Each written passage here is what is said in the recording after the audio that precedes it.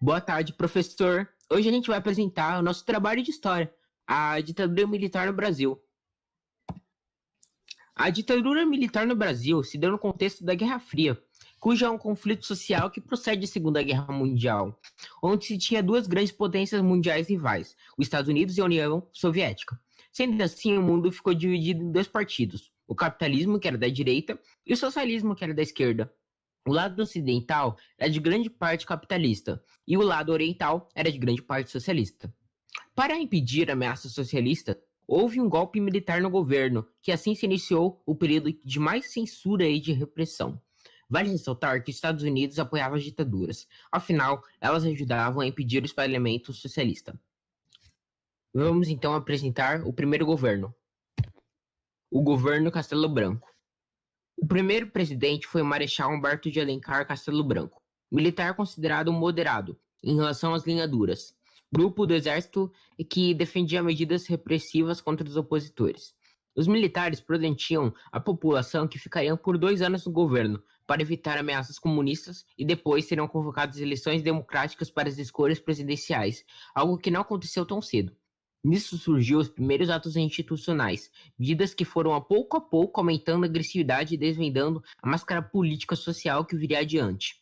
Dentre as principais medidas previstas nos primeiros atos institucionais, destacam-se o AI-1 de 1964, o artigo 1, convocava eleições indiretas para presidente e ampliava os poderes do mesmo, o qual poderia caçar direitos políticos por 10 anos que não precisavam serem aprovados pelo Congresso.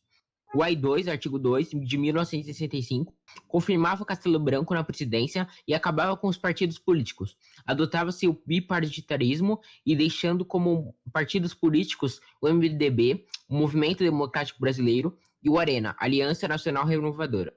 Além disso, esse artigo determinava o estado de sítio, onde todas as constituições elaboradas pelos governos anteriores seriam suspensas por 180 dias, cassando todos os direitos. O AI-3, artigo 3 de 1966, convocava eleições indiretas para os governadores e que os prefeitos seriam nomeados pelo governo. O AI-4 de 1966, o artigo 4, convocava o Congresso a discutir uma nova Constituição ao Brasil. O próximo presidente foi o governo de Costa e Silva.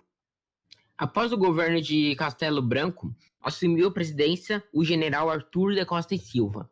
Em 1968, no Rio de Janeiro, Edson Luiz, da Polícia Militar, foi morto por denunciar as condições da qualidade e o preço das refeições no restaurante Calabouço.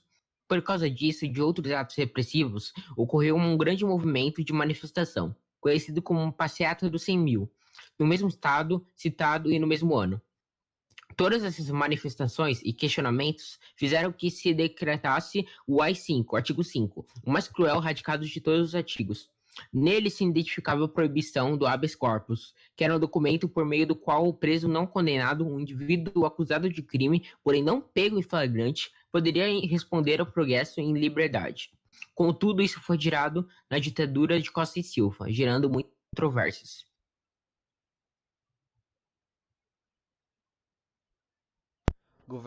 Governo Emílio Médici.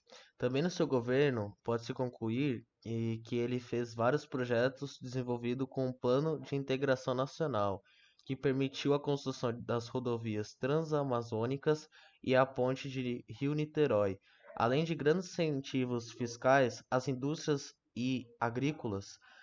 O acordo com o Paraguai para a construção de usina elétrica de Itaipu é a hidrelétrica de maior potência do mundo na época, com controle das poucas atividades políticas toleradas, a repressão e a censura às instituições civis foram reforçadas e qualquer manifesto de opinião contrária ao sistema foram proibidas. Foi um período marcado pelo uso sistemático e de meios violentos como a tortura e assassinatos. Milagre econômico. Os resultados mostram que tanto ambiente externo como as variáveis de política econômica explicam uma parcela relativamente de pequena aceleração do crescimento, que foi observada entre 1962 a 1967 e 1968 a 1973. Isso decorre do fato de que o modelo de um crescimento estimado com base em painéis de 6 anos superestima fortemente o crescimento econômico brasileiro no período anterior ao milagre, que subestima o crescimento no período do milagre. Os resultados mostram, no entanto, que o modelo estimado para painéis de 10 anos prevê o período de 1964 a 1973, uma taxa de crescimento bastante próxima da taxa de crescimento efetivamente que foi verificada. A atuação governamental no ambiente da cultura durante o regime militar possibilitava evidenciar um planejamento estratégico para a área, como demonstrações da criação do Conselho Federal de Cultura, 1966, e os documentos voltados à elaboração de uma política nacional de cultura. Tais ações relacionam-se tanto ao projeto de modernização do país quanto aos objetivos de integração e segurança nacional, que caracterizavam-se pela censura de determinado tipo de produção cultural, investimentos em infraestrutura e criação de órgãos estatais voltados a formular e implementar a política cultural oficial. Obrigado.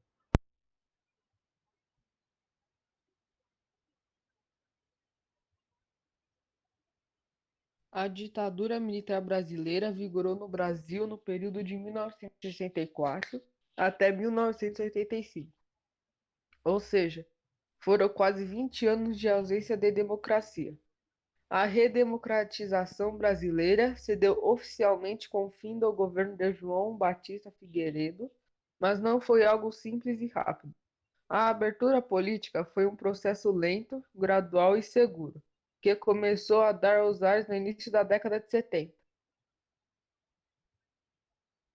O regime militar brasileiro implementou o Plano de Interação Nacional, PIN, gestando desde o do governo Castelo Branco, para expandir as fronteiras internas do Brasil, criando cidades, ampliando os negócios, as rodovias e o escoamento de matérias-primas. Essa expansão significou assassinato individual e coletivo, perseguição, criminalização, prisão e tortura de lideranças indígenas que lutavam por seus territórios ou que tivessem comportamento considerado inadequado frente à política de desenvolvimento do governo.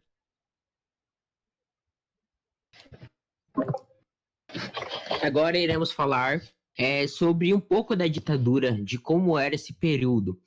O que vocês acham sobre a ditadura que a gente discutiu ao longo do trabalho? Eu acho que foi uma das épocas, assim, bem puxada para as pessoas, foi bem rígida, vamos dizer assim.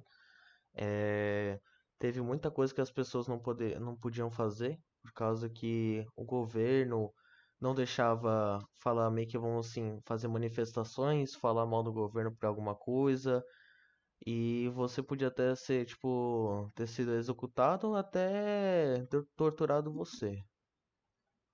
Sim, Né? tem a questão também do racismo, que era muito forte na época também, a homofobia, tudo isso. Né? E é até difícil você tirar momentos positivos desse período, porque o que mais prevaleceu foi momentos negativos, né? E Sim, a gente pode citar assim, como uma coisa positiva da época é a modernização do país em relação à cultura, porque houve muitas houve músicas do tipo do Chico Buarque, da Bossa Nova, foi um período de muita cultura, assim, né? Sim, mas algumas músicas também até não iam ao ar, por causa que eu falava que era relacionado ao governo, o governo não deixava e as músicas não podiam ir ao ar. Sim, de principalmente dos censura, negros. Sim. verdade. É, porque tinha algumas músicas que eram proibidas, porque não favoreciam a imagem do governo. Eles queriam se favorecer em cima dos cidadãos. É claro, né? Para permanecer no poder. E Sim. aqui na imagem tem até o AI-5 sendo executado, com o homem sendo caído assim, ele foi. é, acho que ele foi. preso em flagrante, só que não flagrou nada, né? A Como é que famosa é? criminalização. É, não teve o habeas corpus, né? Então é isso, professor. Obrigado pelo trabalho. Esse foi nosso trabalho do nono A, do nosso grupo aqui. E foi isso. Obrigado, professor. Foi isso.